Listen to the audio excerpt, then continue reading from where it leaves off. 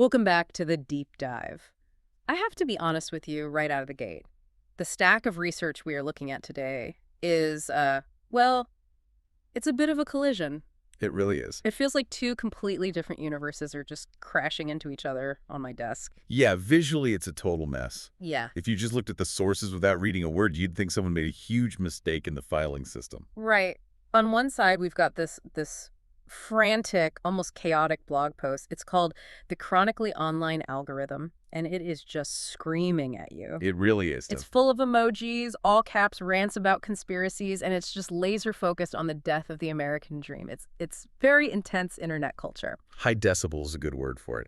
And then sitting right next to it, you've got this sleek, quiet magazine issue, AI for an Eye. Exactly. It's philosophical, it's super introspective, and it's like whispering about the loss of human connection. So on the surface, you look at these two things and you think, okay, what's the connection here? One is yelling about rent prices and corporate greed.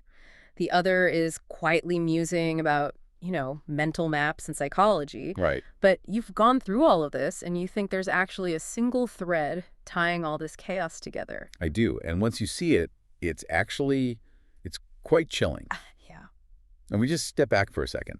This isn't really about rent or robots. It's about something I'm calling the Great Exchange. The Great Exchange. Okay, that sounds pretty ominous. Well, it is, in a way. Both of these sources, in their own very, very different styles, are arguing that we are systematically trading ownership for convenience. Okay. We're trading the ownership of our physical homes to corporations, and at the same time, we're trading the ownership of our own mental faculties, our empathy, our sense of direction to algorithms. Okay, let's unpack this. Because that sounds heavy. But we have to start with the loud one, the blog post. It's called The Company Killing the American Dream. And it hits you, right away with some numbers about the housing market that they stop you in your tracks. It does. It focuses really heavily on the single-family rental market. The core statistic it throws out is that institutional investors now control up to 25% of those markets in major U.S. cities. And that's just an average, right? Because the source points out specific cities where it's way, way worse. Oh, yeah. It highlights Atlanta, where in 2021, get this, almost 43% of homes for sale were bought by investors. 43%? And Phoenix was at 39. So nearly half the homes. Think about what that actually means. You're a young couple, you're looking for your first home, you save for the down payment, you go to an open house. You're not competing against another couple. No, you're competing against a hedge fund that is making an all-cash offer, sometimes within hours. And the blog has a very specific villain for this story. It keeps circling back to one name, Larry Fink, the CEO of BlackRock. But what I found fascinating, and honestly kind of funny, was this backstory the author digs up. Oh, Larry the Lobster. Yes, Larry the Lobster. This was back in his early days at First Boston, late 70s, 80s. And, the nickname is amusing, but the history there is actually crucial to understanding how we got here. Right. The source details how Fink basically pioneered the concept of mortgage-backed securities, MBS. Right, mortgage-backed securities. That's one of those terms that, it makes people's eyes glaze over, but it's so important here. Can you break down what he actually did? Sure. So before this, if you got a mortgage, your local bank held onto it. It was a relationship. Fink helped create this mechanism where thousands of those loans get bundled together into a giant package, a bond, and then sold to investors on Wall Street. He turned local debt into a global product. He did, which, on paper, sounds efficient. But this is the exact thing that blew up the global economy in 2008. He helped create the weapon. But here's where the story gets really wild. In 1986, Larry the Lobster made a huge mistake, a massive one. He bet the wrong way on interest rates and lost his firm, First Boston, $100 million. In a single quarter. In one quarter. $100 million in 1986 money. That is a very bad day at the office. A catastrophic day. He was essentially forced out. But that failure is what led him to found BlackRock. And because of that $100 million loss, he built BlackRock with this one singular obsession, risk management. He wanted to control everything so he would never be surprised again. Which is so ironic because the source points out that the very instrument he pioneered, those MBS, are what caused the 2008 crisis. And this is where the housing heist part of our deep dive really starts. The blog argues that the crash created a vacuum. It absolutely did. The text cites that over 2.3 million homes had foreclosure filings. Millions of families just losing everything. Their equity, their stability. And the blog makes this really sharp comparison that it stings. It notes that the banks, the ones who caused the crisis, they received a $700 billion bailout. And the homeowners who lost everything. The source says they eventually got a check for about $2,000. $2,000 for your house versus a $700 billion bailout. And that disparity is what set the stage for everything that's happening now. The crash-tanked home prices. And who had the cash to buy them? Not the families who just got wiped out. Exactly. It was the institutional investors. The source talks about Blackstone, which is different from BlackRock, but they're connected.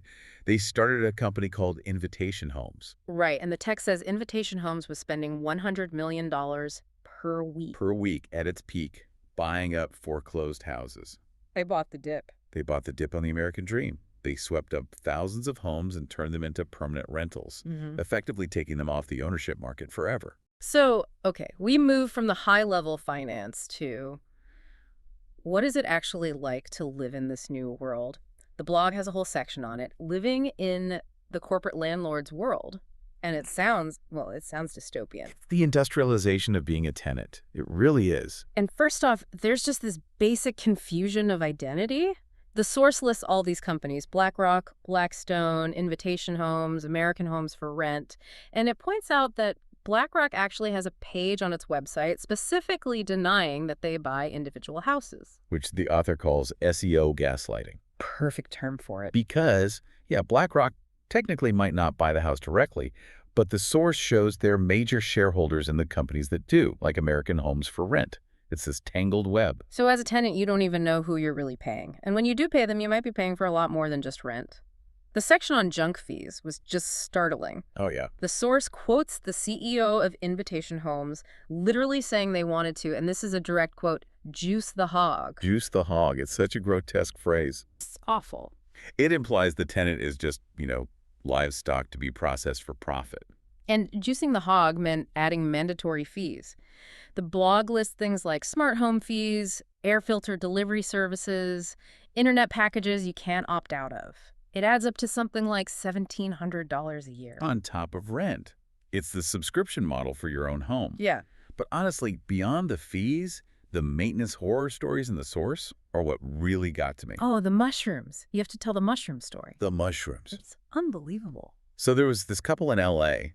renting for a decade. They start complaining about mushrooms, literally growing out of the walls from leaks. Which is a massive health hazard. A huge one. Yeah. And instead of fixing it, the company just evicted them. Just kicked them out. Kicked them out. Yeah. And then listed the house for rent again a few weeks later.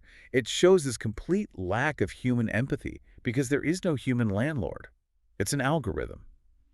And if a tenant becomes a problem, which means they ask for expensive repairs, the algorithm just says to replace them. And there was the Christina story from TikTok. This woman wanted to move out, but the company refused to accept her final rent payment unless she also paid a $900 landscaping fee for some rocks she didn't want. It's all about leverage. They know a tenant can't afford to fight a billion-dollar legal team. But for me, the most damning example in the text, it was the Texas disaster situation. Yeah, this was recent, May 2024. Right. There's a declared national disaster. Power was out for days. People had no food.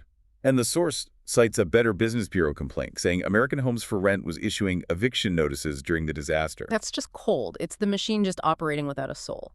Which actually brings us to the philosophical layer of this. The blog brings up that famous phrase we always hear, you will own nothing and you will be happy. Yes. And the source actually does a pretty good job of fact-checking this. It clarifies that the quote didn't actually come from Klaus Schwab, who the author very colorfully describes as the second ugliest man in the world. I did notice that, but from an essay by a Danish MP named Ida Auken. But the sentiment, the anxiety behind it, that's the core of the issue. And it's not just housing, right? The blog lists all these other ways we're shifting from owning things to just subscribing to them. Exactly. It mentions BMW. The heated seats. This drives me crazy. The heated seats, the hardware is physically in the car you paid for, but you have to pay a monthly fee to activate it. Or Mercedes and Tesla paywalling acceleration speed. You literally have to subscribe to make your car go faster. And media, of course. The source quotes a Ubisoft director saying people need to get comfortable with not owning their games. So connecting this all back to housing, the argument is that the ultimate goal is to turn everything, even the roof over your head, into a service. You have no equity, you have no asset, you just have a bill that never ends. That's it. It's turning a necessity into a perpetual revenue stream. You never graduate. You are a permanent subscriber to your own life. Which is a terrifying thought. But now I want to pivot. Because we've talked about outsourcing our homes. Let's look at the other source, AI for an Eye. This magazine asks a different question. If we're outsourcing our physical sovereignty, what are we outsourcing mentally? And this is where the deep dive gets really psychological. The magazine uses this powerful metaphor. We're trading a synthetic faculty for a human one. We are swapping our own internal abilities for an external AI-powered one. And the first example they give is navigation, the forgotten path. This one hit me hard because I use GPS for everything. I'm not sure I could find my way to the grocery store without that blue line. We all do. But the source argues that in doing so, we've submitted to the benevolent tyranny of the algorithm. We optimize for speed, we get from A to B efficiently, but we lose the serendipity of getting lost. We lose our internal map of the world. It says we stop seeing the city as a place and start seeing it as a series of instructions. Turn left in 500 feet. You're not really there. And it literally changes your brain. If you don't engage with the environment, you don't form memories of it. But then the article goes even deeper into empathy. They call this the ghost in the room. This is about AI acting like a therapist or a friend, right? Yes.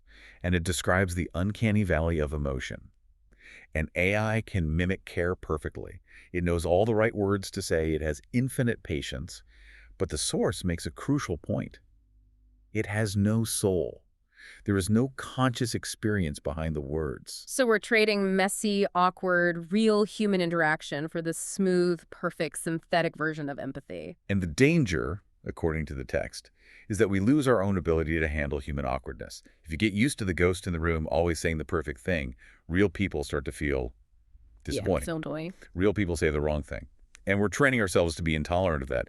But the magazine brings up this concept of the glitch. I absolutely love this part. The glitch. The expert in the text calls it an existential tremor.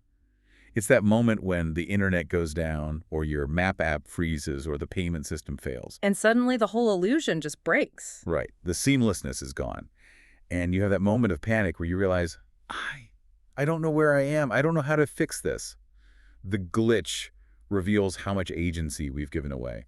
It's like when the power goes out and you realize you don't know how to entertain yourself without a screen. You just sit there in the dark feeling helpless. That's the tremor. It exposes the dependency. So is there any good news here? Are we just doomed to be renting our pods and talking to chatbots forever?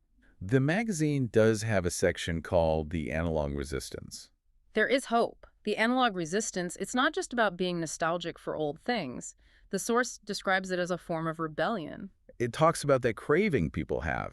You know, the urge to feel the texture of a real book, or the warmth of vinyl, or to write on actual paper. And the source has this beautiful line, touch defies easy quantification. An algorithm can't monetize the feeling of garden soil in your hands. It can't replicate the friction of a needle on a record. And I think we can connect this directly back to the housing issue, can't we? Absolutely. If we look at the big picture, buying a home, even if it's a fixer-upper that's a total headache, is a form of analog resistance. Because it has friction. Yes. When you own a home, you have to fix the toilet yourself. You have to mow the lawn. It's annoying. It's friction. But that friction proves you own it. It proves you have agency. In the subscription model, you just call the algorithm to fix it. You have no power. So doing things yourself, dealing with the messiness of the physical world, that's how we fight back. That's how we resist becoming just passive consumers. Yeah. It's reclaiming the physical reality of your life. It's saying, I am capable of interacting with the world directly, not just through a service. That is such a powerful way to look at it. Resistance is fixing your own toilet. In a way, yes. So let's bring this all together. We started with Larry Fink and the corporate capture of American housing. We looked at the horror stories of junk fees and disaster evictions. Then we shifted to the philosophical side, where we're trading our own internal skills navigation, empathy for AI. It's a spectrum of the exact same problem. Whether it's BlackRock or a chatbot, the trade-off is identical. We are trading sovereignty for efficiency. We get a smoother, easier life. But we own less and less of it, We are becoming guests in our own world. Guests, that's the perfect way to put it, and guests can be evicted at any time. Exactly. The AI for an eye issue ends with this really haunting question in the coda, and I think this is where we should leave you, the listener, to think. It asks, if we trade our physical homes for rentals and our empathy for AI bots and our navigation for GPS, What will be left to make an echo? what will be left to make an echo? That really, really sticks with you. It implies that without the friction, without the ownership, we might just be hollow. We need the hard stuff to feel real. Well, on that cheery note. But seriously, this is important stuff. To the learner listening right now, maybe the move today is to go find some friction. Yes. Yes. Get lost on purpose. Read a physical book. Fix something that's broken in your house. Reclaim a little bit of that sovereignty. Literally touch grass. Thanks for diving deep with us today. We'll see you on the next one.